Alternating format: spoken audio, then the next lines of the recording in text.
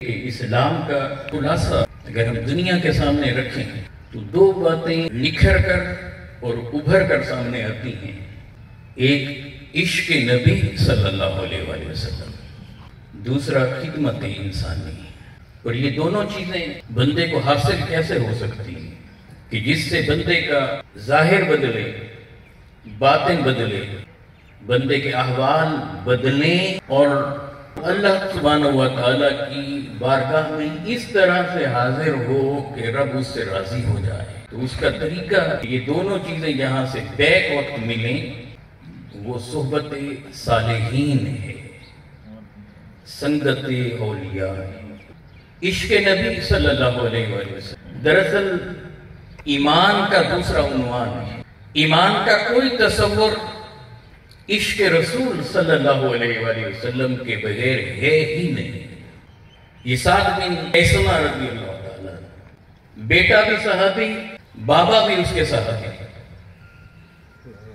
میرے حبیب صلی اللہ علیہ وآلہ وسلم جہاد کا اعلان فرماتے ہیں، بدر میں اپنے چاہنے والوں کو بلاتے ہیں. یہ گھر میں بیٹھے ہوئے سعد رضی اللہ تعالیٰ اپنے بابا سے مخاطب ہیں کہ بابا ہم دو میں سے ایک تو جائے گا، ایک یہاں پیچھے گھر میں خواتین ہیں وہاں رکیں گے. سعد کہتے ہیں کہ حضور نے پکارا ہے صلی اللہ علیہ وآلہ وسلم، میں جاتا ہوں. خیثمہ رضی اللہ تعالیٰ کہتے ہیں آقا نے بلایا ہے، میں جاتا ہوں. کہاں جانا ہے؟ ہتھیلی پر جان کو رکھ کر مصطفیٰ علیہ السلام کی خاطر، اسلام کی خاطر جان اللہ کے سپرد کر دی. عشق اللہ. معاملہ آگے بڑھتا ہے، قرہ اندازی پر چلا جاتا ہے. پرچیاں ڈالی جا رہی ہیں، دونوں کے درمیان قرہ ڈالا جا رہا ہے. جب قرہ ڈالا گیا تو نام بیٹے کا نکلتا اور والد یہ کہتے ہیں کہ بیٹے پرچی بدل لے، مجھے جانے دے، میدان کارزار میں مجھے جانے دے. میرے محبوب نے پکارا ہے، تجھ سے بڑا ہوں، عمر زیادہ ہے، کوئی پتہ نہیں کب ادھر سے بلاوا آ جائے. آج مصطفیٰ علیہ السلام کے کہنے پر شہید ہونا چاہتا ہوں. یاد رکھ لیں، عبادت کا کوئی تصور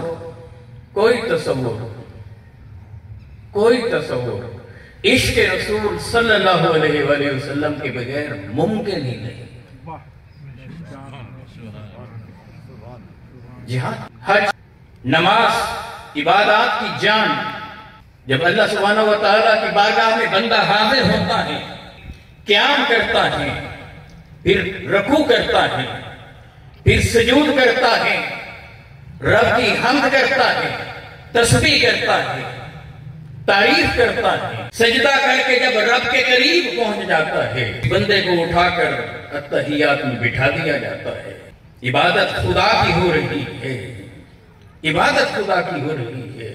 اب یہ بندہ یوں عرض کرتا ہے رب کی بارگاہ میں، التحیات للہ والصلوات والطیبات. اے مالک و مولا، میری ساری کی ساری عبادتیں تیرے سپرد، تیرے لیے، مالی ہیں، قولی ہیں، بدنی ہیں، سارے تیرے سپرد. اب گویا میرا رب اس بندے سے پوچھتا ہوگا، اے میرے بندے تو چاہتا ہے تیری بندگی کو قبول کروں. یہ عرض کرتا ہوگا، باری تعالیٰ آیا اسی لیے ہوں، قیام اسی لیے کیا، رکوع اسی لیے کیے، سجود اسی لیے کیے کہ تو قبول فرما لینا. اب میرا رب اسے راستہ دکھاتا ہے. اے بندگی کرنے والے، اے عبادت کرنے والے، اے قیام کرنے والے، اے رکوع میں جھکنے والے، اے سجود کرنے والے، اے میری بارگاہ کے اندر اپنی جبیں کو جھکانے والے، چاہتا ہے کہ تیری جھکی جبیں کو میں قبول کر لوں. تو آ بیٹھا تو یہاں لیا نہیں ہے، اپنے گھر ہے، مسجد ہے، بیٹھ یہاں اور مدینہ میں گنبد خضرا میں مصطفیٰ علیہ السلام سے رابطہ کر لے اور میرے محبوب پر سلام کہے. بول یوں بول، السلام علیکہ ایھا النبی، اے پیارے نبی آپ پر سلام. عبادت خدا کی ہے، सलाम मुस्तफा पर, इबादत खुदा की मोहब्बत मुस्तफा से, इबादत खुदा की इश्क मुस्तफा से, इबादत खुदा की और नमाज में बैठकर अदब मुस्तफा का। बैठा यहाँ है और फिर इधर ये रब से राब्ते में था, अब उसी रब ने कहा कि मेरा राब्ता सलामत रखना चाहता है तो मेरे महबूब से राब्ते में आ जा, मेरे महबूब पर सलाम कहे और हालत नमाज में कहे, हालत इबादत में कहे। अब गोया जब ये बंदा हुजूर अलैहिस्सलाम की तरफ मुतवज्जे हुआ तो मेरे आका ने पूछा होगा, ए मेरे उम्मती, गोया के ए मेरे गुलाम, तू चाहता है तेरे सलाम को कबूल करूं?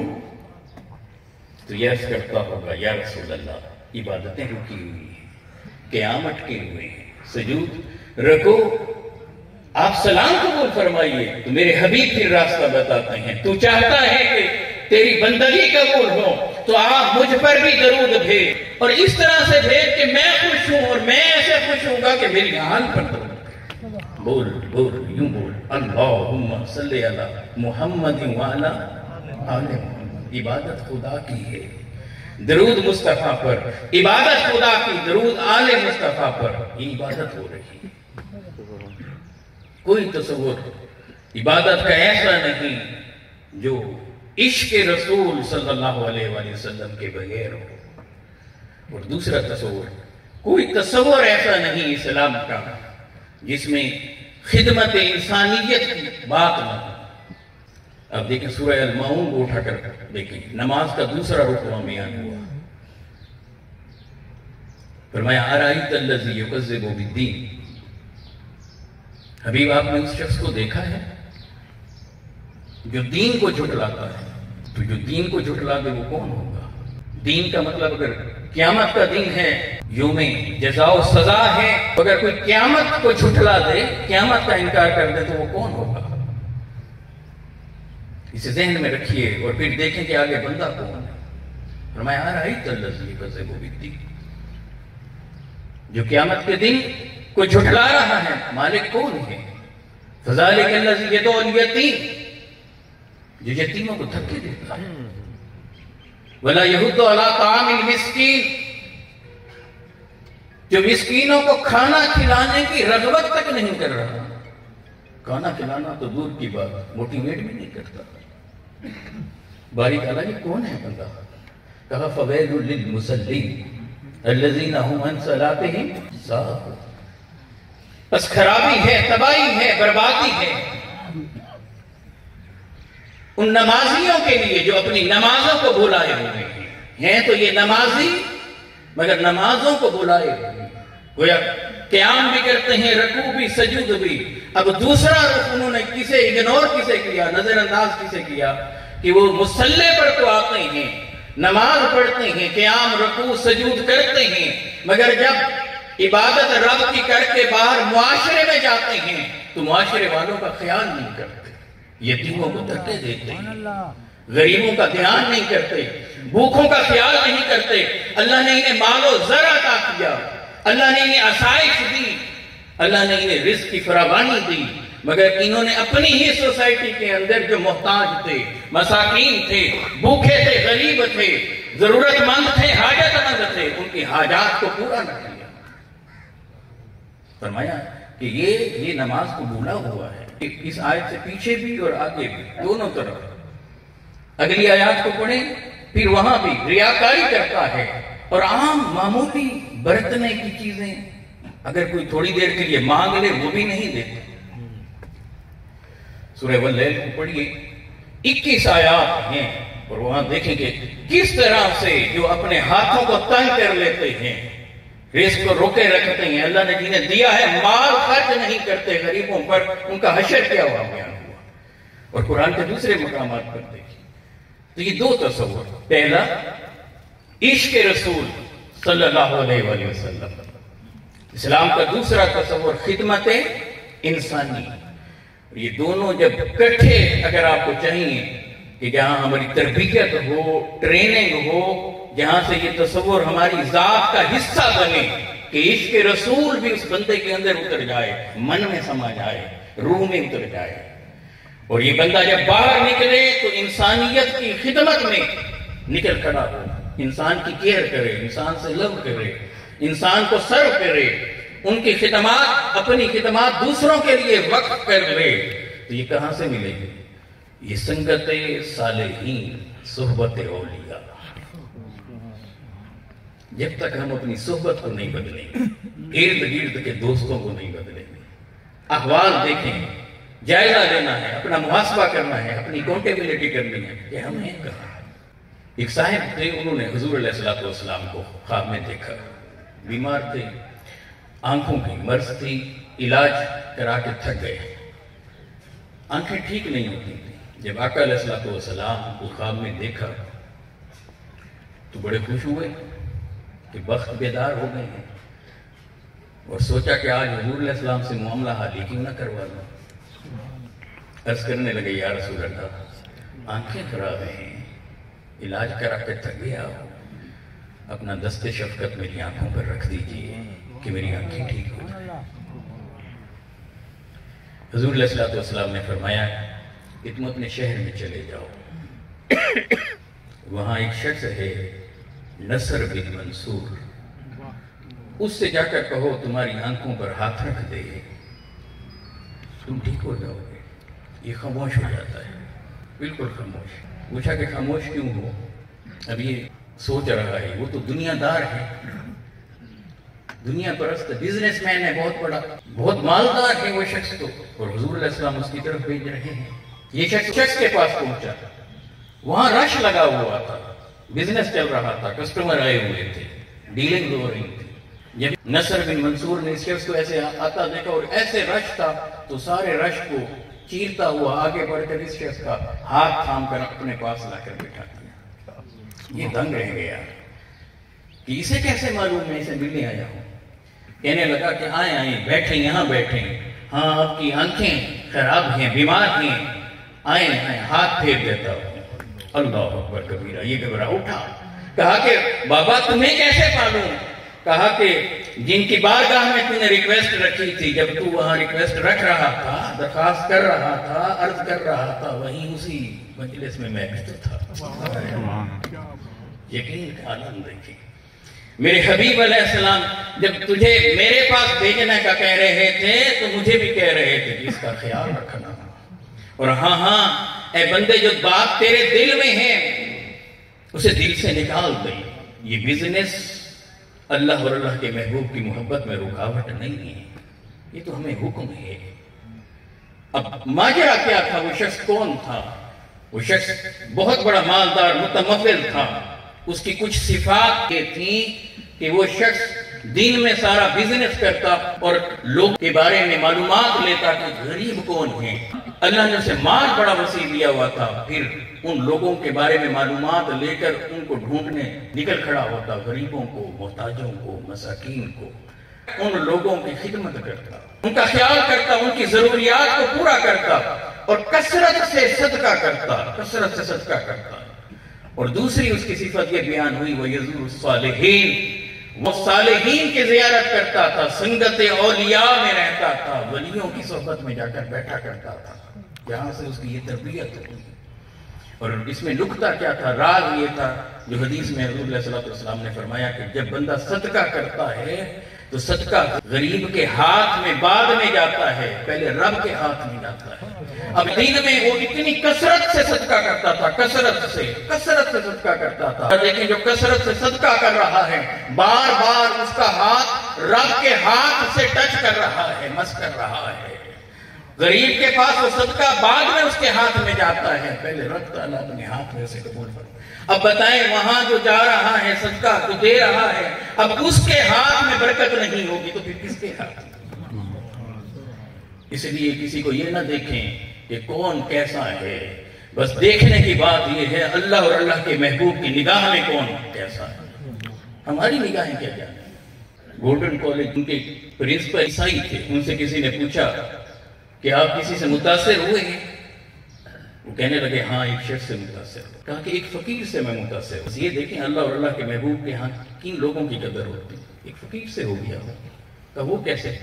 کہا کہ میں ایسے نکلا تھا کالج جانے کے لیے تو ایک فقیر راستے میں مجھ سے مانگنے لگ گیا.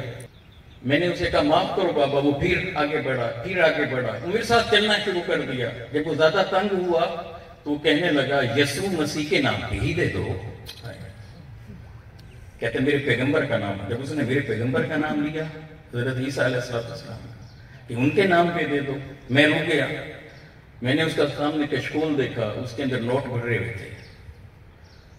میں نے کہا تم نے میرے پیغمبر کا واسطہ دے دیا ہے, یہ بتا کہ اگر میں یہ کہوں کہ تم اپنے پیغمبر کے نام پر مجھے یہ دے دو تو تو کیا کرے گا؟ اللہ. کہا کہ وہ فقیر اس نے اپنا کشکول نوٹوں سے بھرا ہوا تھا, وہ ساری دن بھر نے محنت کر رکھی تھی, فوراً اس کے ہاتھوں کے اندر تھما دیا, تھما کر پیچھے ہٹ کر زاروں قطار رونے لگا. کہا کہ ارے اگر تو ان کے نام پر میرے آقا و مولا محمد مصطفیٰ علیہ تحیت و ثنا کے نام پر تو مجھ سے میری جان بھی مانگتا تو میں تجھے جان بھی دوں. روتا اس بات پر ہوں کہ اب تو نے مانگا ہے میں نے مصطفیٰ کے نام پہ دیا ہے, اب دے دیا ہے تو اب مجھے واپس پلٹانا مت. بس یہ تجھے ریکویسٹ کرتا ہوں اسے قبول کر لیں. یہ سن دے اللہ کے محبوب صلی اللہ علیہ وسلم ان سے بے تحاشا عشق کریں اور اللہ کی بارگاہ میں نہیں جھکیں گے تو کہاں جھکیں گے؟ عبادت تو خالصتاً اللہ کی, مگر اس کے ساتھ دوسرا یہ تصور کہ مخلوق خدا کی خدمت میں لگ جائیں, صدقات کریں کثرت سے, کہ کوئی تو ایسی چیز ہو جو اللہ اور اللہ کے محبوب صلی اللہ علیہ وآلہ وسلم کو پسند آئے اور ہم ان کی بارگاہ میں قبول ہو جائیں.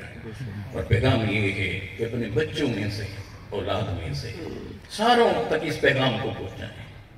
عشق رسول کوئی ایسی دولت نہیں کہ اسے صرف اپنے لیے سمیٹا جائے. ارے یہ تو وہ نور ہے جو کائنات کے اندر بکھیرنا ہے. لیکن ایک بچے کو حضور علیہ السلام کے قدموں میں دے دیں, اسے قرآن مجید حفظ کرائیں ٹرانسلیشن کے ساتھ, اور دین کا اتنا فہم, سیرت کا اتنا گوشہ کہ جس سے وہ اچھا انسان اور اچھا مسلمان بن جائے, اور تربیت اس کی ایسی ہو کہ جب میں کوئی غلط کام کروں گھر کے اندر تو میرا بیٹا بھی ہو تو کھڑا ہو جائے, دھیرے لہجے سے مجھے یہ کہے, صرف اتنا کہے بابا آپ وہ کام کیوں کرتے ہیں جو ہمارے آقا و مولا علیہ السلام نے نہیں کیا. میں جب مروں تو کوئی تو ہو جو رکت کے ساتھ آنسو بہاتے ہوئے رب کی بارگاہ میں ہاتھ اٹھائے پیچھے قرآن مجید کی تلاوت کرتے ہوئے, کرنے کے بعد کہے باری تعالیٰ میرے بابا آپ کے پاس آ گئے ہیں, انہیں معاف کر دیں. آپ اپنے بچوں کو اعلیٰ سے اعلیٰ تعلیم دلوائیں, بی ایس کرائیے, M Phil P H D post P H D کرائیے, اعلیٰ سے اعلیٰ تعلیم دلوائیں, اچھا بزنس مین بنوائیں, شاندار ذمہ دار بنوائیں, ججز بنوائیں, آپ جرنیل بنوائیں, آپ سی ایم, دنیا کے بڑے سے بڑے عہدے پر اسے فائز کرائیں, مگر اس سے پہلے اسے اچھا انسان مصطفیٰ علیہ السلام کا غلام بنائیں. اور یہ سب کیسے ہوگا؟ یہ سنگت صالحین سے ہوگا, صحبت اولیاء سے ہوگا. ان کی سنگت میں آئیں, اللہ ہمارے دلوں کے بھی ظاہر کے بھی باطن کے احوال بدل دے گا.